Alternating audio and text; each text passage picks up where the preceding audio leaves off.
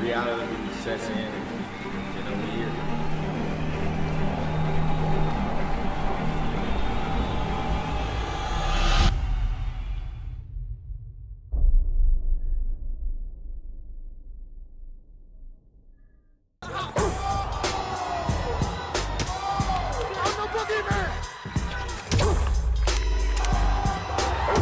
Respect isn't given, it's earned. In blood. Boxing King Media, delighted to be joined by Simon Phoenix himself from the Demolition Man, aka Junior Witter. How you doing? Good. I'm good. Yeah, I did some research on that because I couldn't remember what movie it was or what the character was called, but it was Wesley Snipes' Demolition Man. His character was called Simon Phoenix. So When was it? the movie's from 1993. Damn, that's a long time ago, isn't it? Yeah. It don't feel that long ago, but it was. What were you doing in 1993? Do you remember anything about that? Watching that film. Yeah. Yeah, of course I went to watch it. 93. Ooh, complete different world. Working. Yeah. I was working in a computer repair shop. Boxing as well? I was still amateur at the time. Okay. Yeah, I was amateur 19-ish. Okay. I tell you what, we'll actually start off with that because I always like to get some interesting stories. Remember you said to me before we started this interview, you haven't got any stories, but we got stories there straight away. So I made you drag your WBC belt out because I found that so fascinating. One of the probably the best belt to win in boxing in a lot of people's opinions. You got Junior Witter's picture and they got Joe Louis and Muhammad Ali. You must be blind. You must feel immense pride when you sat next to that, knowing the people that won it before you and after you.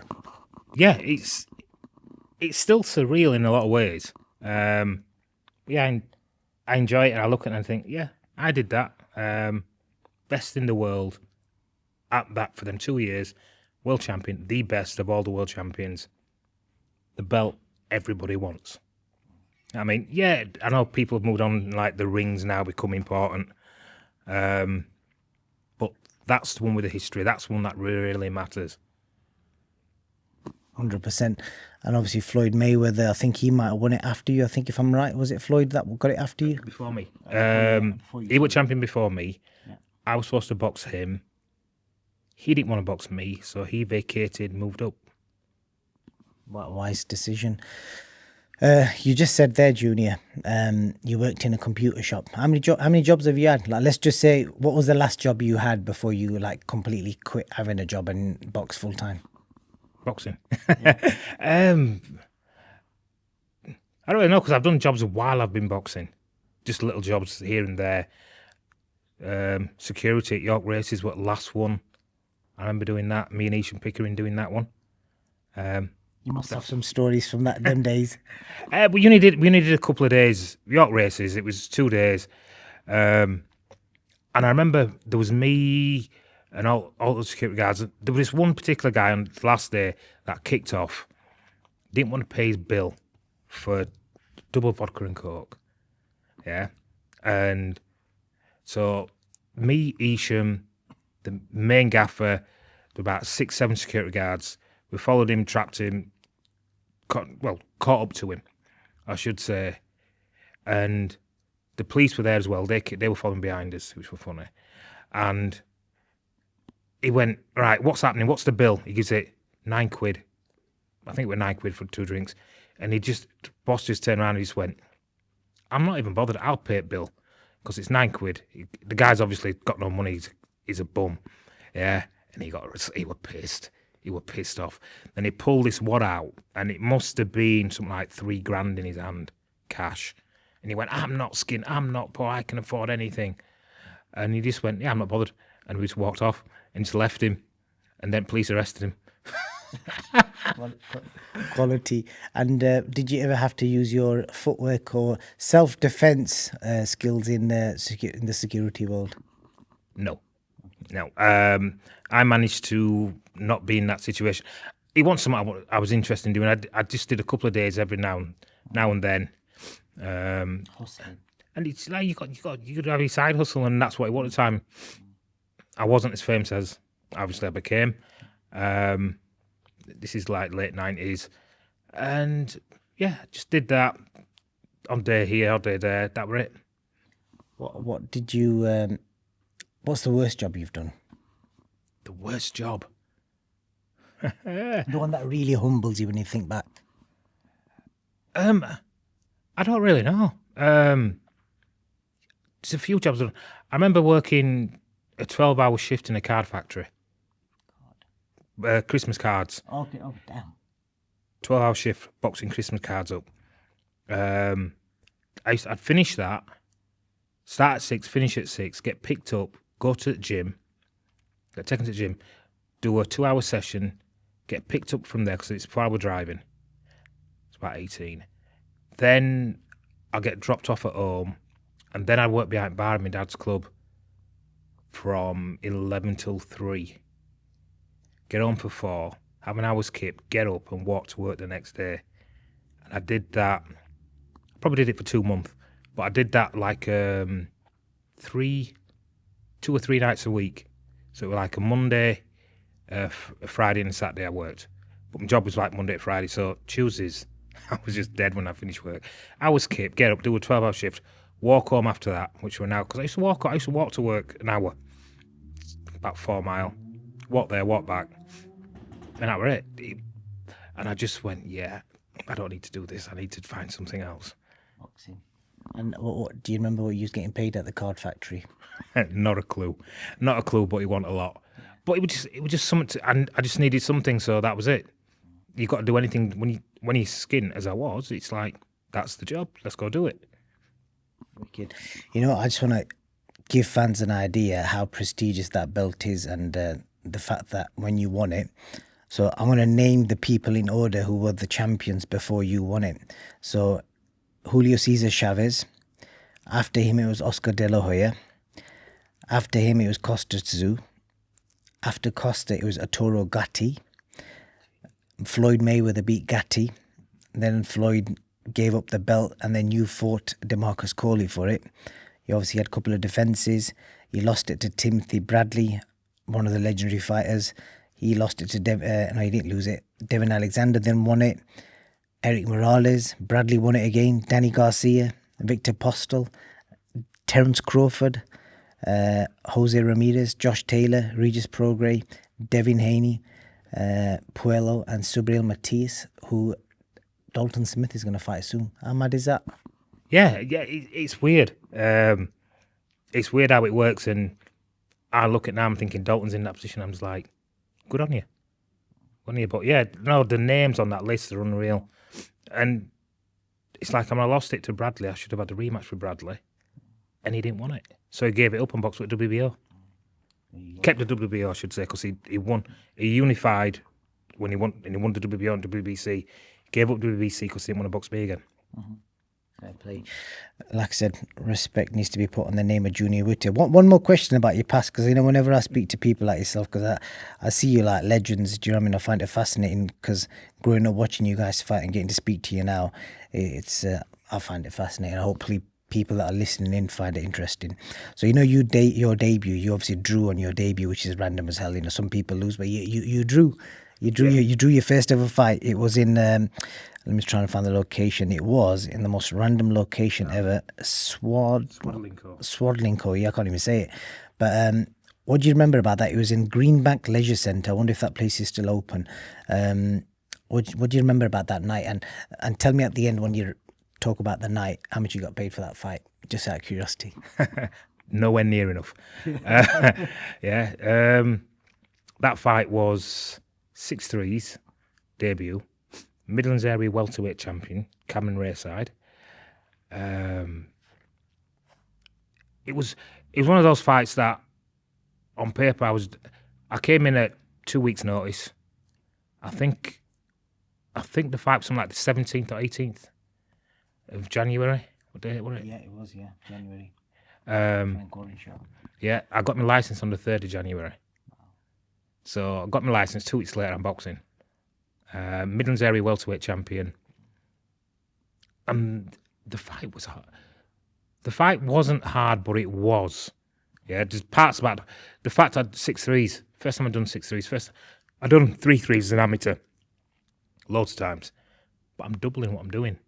And it was funny because I remember speaking to Godfrey Brown in Bradford. He was We were at a club in Bradford. Can't remember what club it was now. Sedberg. And I'd been over, I'd sparred with Bobby Vanzi, and he just went, so when he boxed and I went, yeah, next week Saturday, I've got 6 threes. He laughed at me because, you're not doing 6 threes. It'll be 6 twos or 4 threes. He went, I went, no, it's a Sky show, and he went 6 threes, and he went, no, you won't be doing 6. You'll only be doing 4. No one does 6. The elite Olympic champions occasionally do 6s. Everyone starts on 4-rounder. You'll be fine. Went out 6 threes. You get tired? Tired. A little bit, probably in the 5th. A little bit tired in the 5th. Came back 6th, back to being me. And yeah, fight ended. Referee grabbed both our hands, held them both up in the air. I'm thinking, yeah, he's left my hand up because I know I'm going to win. But he's held his hand up. What's happening here? Why has he got his hand up in the air? And I'm still there, just confused. I'm just shocked. I'm just like, what's happening here? And then Brendan came and he went, it's a draw. And I just went, draw? What do you mean draw? Don't get draws in boxing. And I completely forgot. Pros, you get draws. Yeah.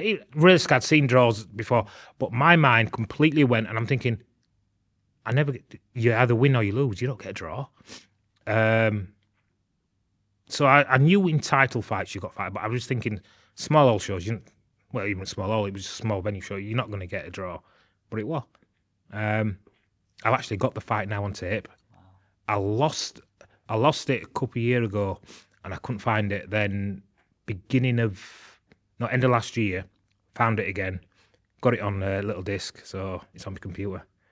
Amazing that. We might get you to pull that out one day so we can score it in with modern standards and see if it was a fair draw. But yeah, that's fascinating, man. Like I said, every time I come and speak to you, I'm going to try and tap into more of your history.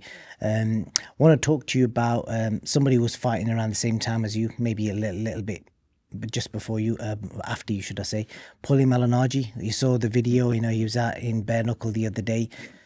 44 years old, he got himself into great shape, and it was quite fascinating. He told me he got himself into shape, no sparring, no pad work, basically shadowboxing and air bike at high intensity. That's all he did for the whole 3 months, and got himself into amazing shape and got his muscles twitching fast, etc. So what do you kind of make of him doing that at 44 years old? Because you fought till quite late, so you must know how hard it is to get yourself into that kind of shape, and just the whole concept of Bareknuckle and obviously his fight, etc. Well, I almost boxed Paulie. Oh, you didn't, yeah? Yeah, we almost boxed. I can't remember why it didn't happen, but I was up for it. It was definitely on my side, but it didn't happen. But yeah, the fact that you've got in, you've just done air back, and you've got your general fitness back up is brilliant. For me, it doesn't play well for a boxer not to actually have some sparring. Yeah. He's always had skills. He's got abilities. He talks well. He moves well. Slick operator. Never had the best fighting style. Boxer. Classic boxer. And I'm just like, yeah, I'm shocked you've said he didn't do any for that, because I'm so good in it as well. Yeah. I boxed all the way through to my 40s, yeah. But I'd stayed in shape all that time. I hadn't had long periods out. If I come back now and have a fight, I've had a long period out. So, if you look at it in that respect, you got to give it to him. You got your hands up to him. You know what I mean? And other things I've heard since that about what he's doing, why he's doing it. I'm like, yeah, okay. More respect to you. Skills, abilities. I don't particularly like Bareknuckle, because there's too many ways to get injured. I don't like the fact that so many people seem to come out of it scarred for life. And that's what I don't like about it. I don't mind getting hit, it's not a problem. I just think, really and truly, gloves are better. So what's happened. And I saw a video he put up, saw a clip of it, and I'm just like, he looks in a bad way. The scars look bad. He were talking about his ribs are hurt, and I'm just like, sometimes I think, was it worth it? When you're talking serious money like he will be getting, he's always had money in his life, so I expect he won't spend it all. He's had money from day one. And I'm just like, once you've got that much, is it worth risking your health that way when you're past your best? It's different if it's something more controlled like boxing. Bare knuckles it's too dangerous. So I wouldn't advise him to do it. I wouldn't advise anyone who's been out the game to do it.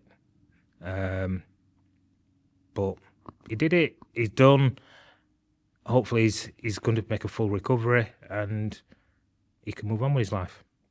Yeah, definitely so. As you said there, you touched on his reasons for fighting, because fans have this misconception that everyone's skin and everyone's doing it for, because they've blown all their money. But obviously, you don't know everyone's personal circumstances. But as he kind of touched on it yesterday in our interview with him, where he supports his grandparents in Italy, grandparents in America, he supports his parents, and he does it out the goodness of his own heart, and I really respect that about him. So it's not a case of he's doing it for himself.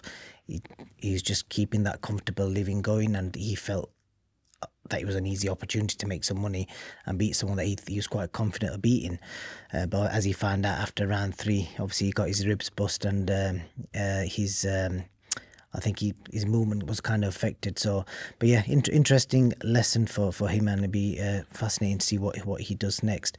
The other thing I want to speak to you about, Junior, is the quickly, on the you'll have seen Dom has brought back their famous Ingle gym bag. Explain to someone that's never punched a bag that hard before. Because, mate, they are literally it's like the smallest, heaviest bag I've ever seen in my life. And if you could punch it as hard as you want, that ain't going nowhere. You've seen Anthony Joshua's just bought the yellow one off Dom, the one that Nazi's seen in them videos dancing next to. So Anthony Joshua's got that one now. And Dom has managed to find the same supplier and made them, recreated them. Yeah, I've seen, and I'm like, yeah, I want one of them. I love that bag, especially that yellow one. I smashed the shit out of that bag.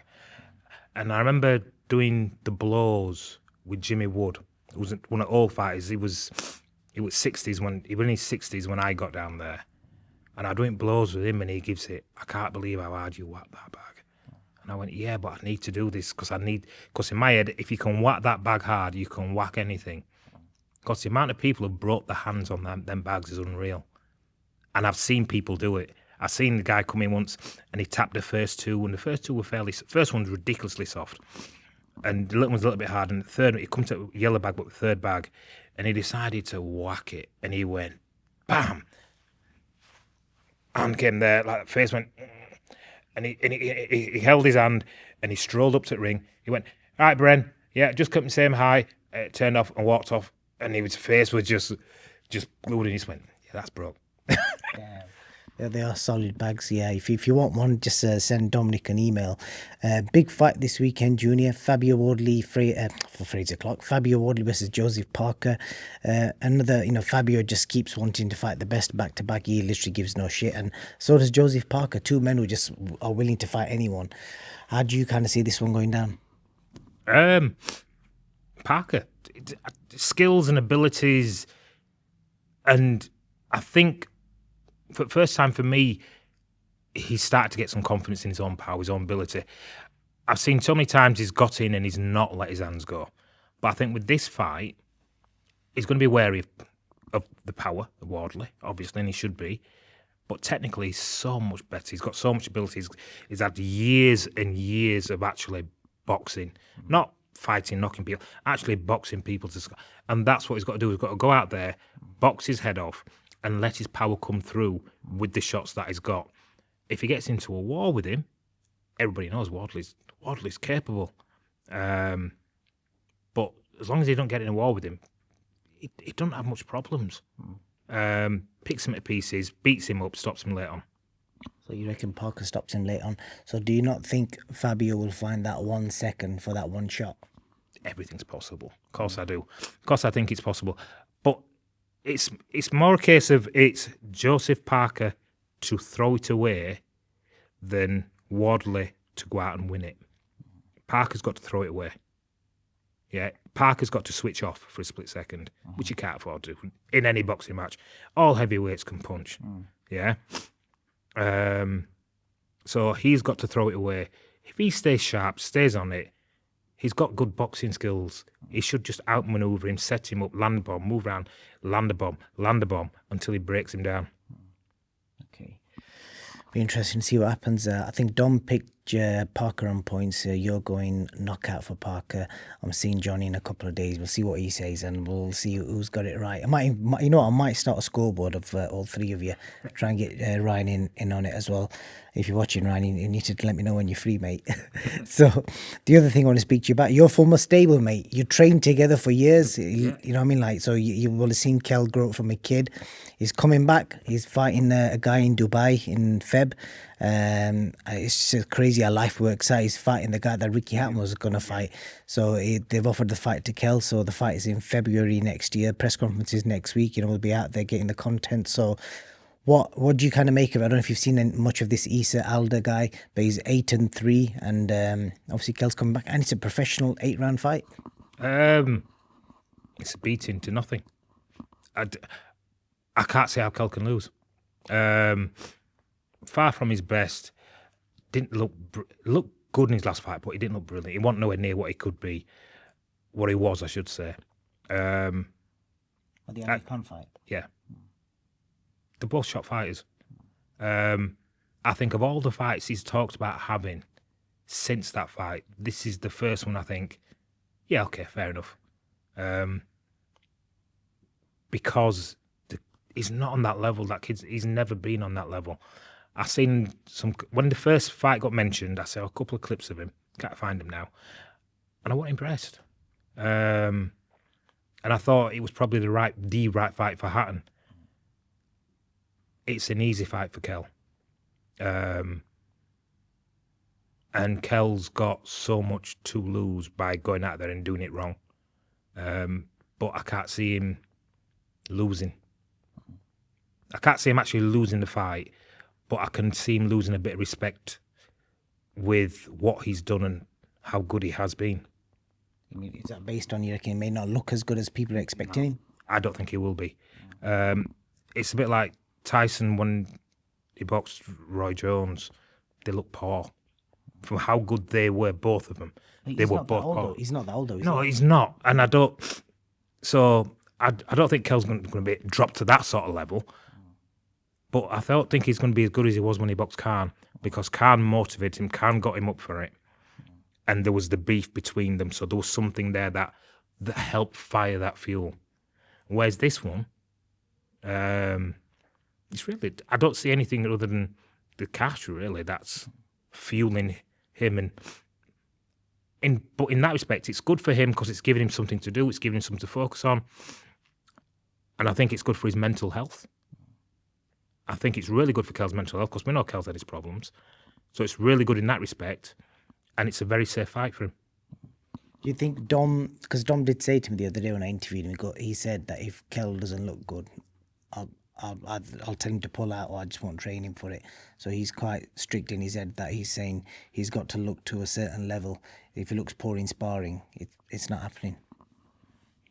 Yeah, I think there is that, but I just don't think the level what he was at, where he was, even on that last performance, yeah, if he needs to be at least at that next level. But the problem with that is because his opponent isn't going to be able to get to that level, it's not going to make Kell look any good anyway. So it's where you're talking about performance, looking good, I don't think he's going to look nowhere near as good as he's capable of doing, because his opponent won't drag that out of him. So he's been at the ring over 3 years. You might have to remind me, what's the longest you was at and came back? Or maybe you can give some experience based on that, maybe what it's like being at the ring for so long, being a dad again and coming back. Well, one, I'm not a dad. and two, I wasn't at the ring for that long. I think the longest I did was 20 months, and I came back too early because I'd injured my knee and had ACL replacement. And I had 2 months on, so I came back too quick. I just think he'll get in shape. it's one of those where he can look good for 4 rounds. But then if Kell goes out and blows away in a round, I don't think Kell looks good.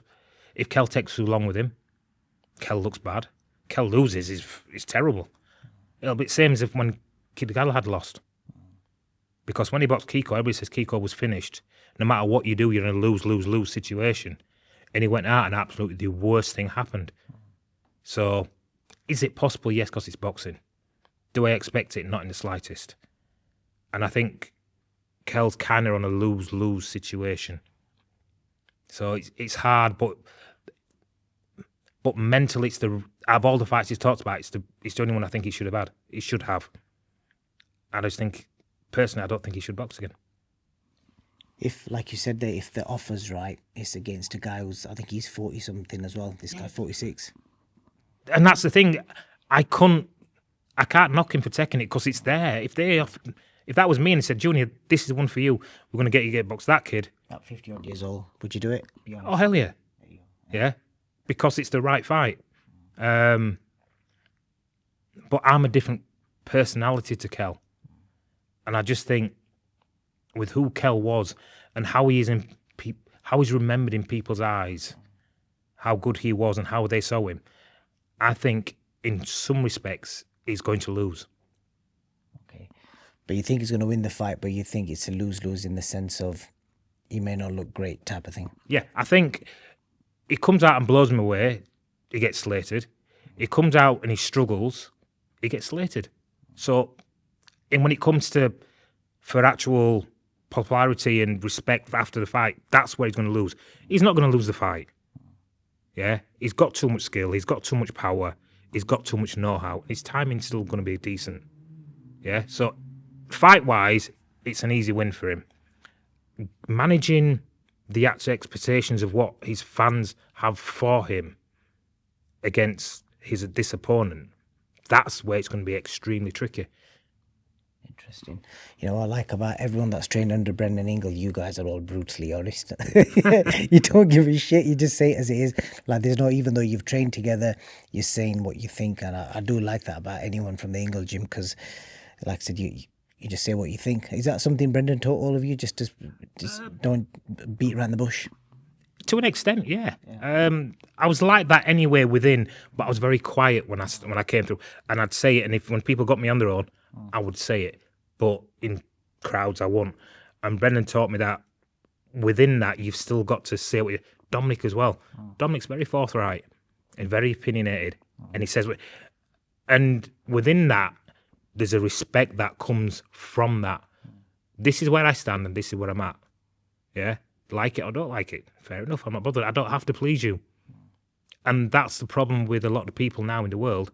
I'm a person pleaser. I don't want to accept this person. I want to accept. This is what I think. I don't care if you don't like it or you don't like it. This is who I am. And that's where you should be. That's some proper words of wisdom there. You know what?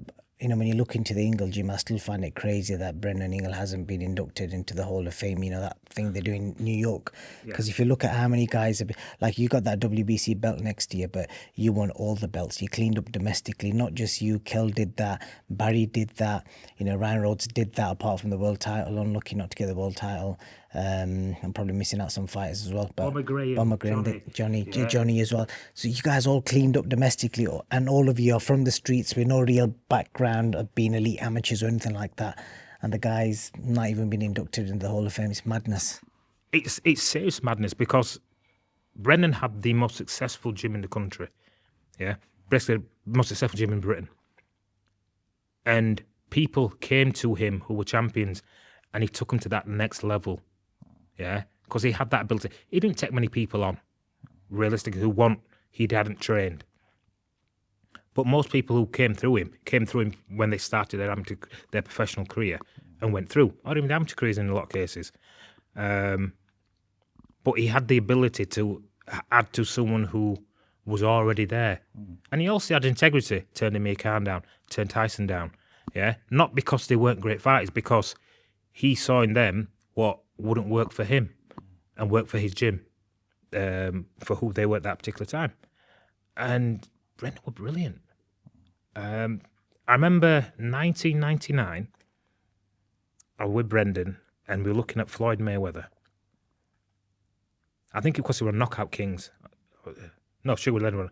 But we were watching it anyway, but we were watching Floyd and he went, he's going to win world titles all the way up to welterweight. And I looked at Brendan and I went, I'm a light welterweight. He's got to get through me. He's not beating me. He's not big enough. Yeah. Happens he won it before me.